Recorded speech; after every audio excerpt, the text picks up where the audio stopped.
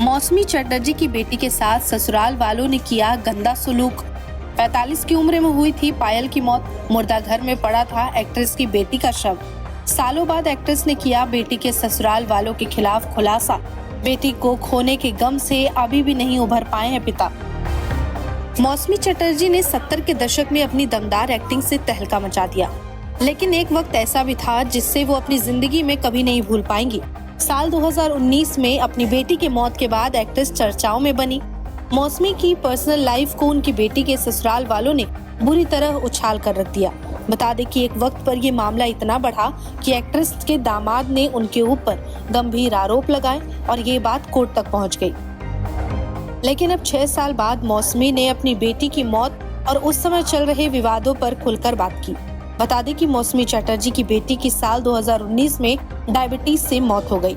लंबे वक्त से वो काफी बीमार थी और मौत से पहले एक्ट्रेस की बेटी 2 साल तक कोमा में रही।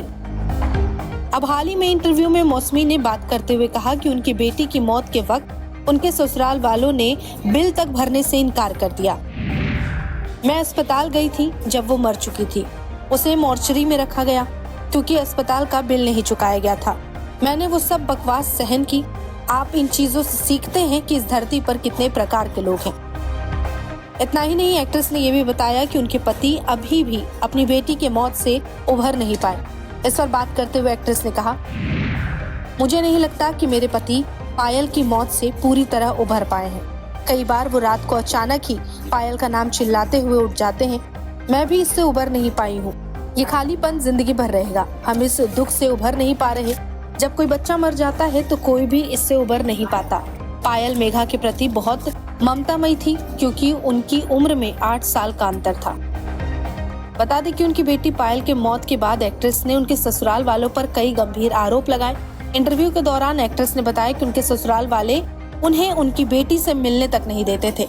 ऐसे में एक्ट्रेस को बीमार बेटी से मिलने के लिए कोर्ट जाना पड़ता था। मौसमी ने कहा कि इसका उनकी छोटी बेटी मेघा पर बुरा असर पड़ने लगा था। साथ ही कहा कि पायल के ससुराल वालों ने उनके पति की भी बेइज्जती की।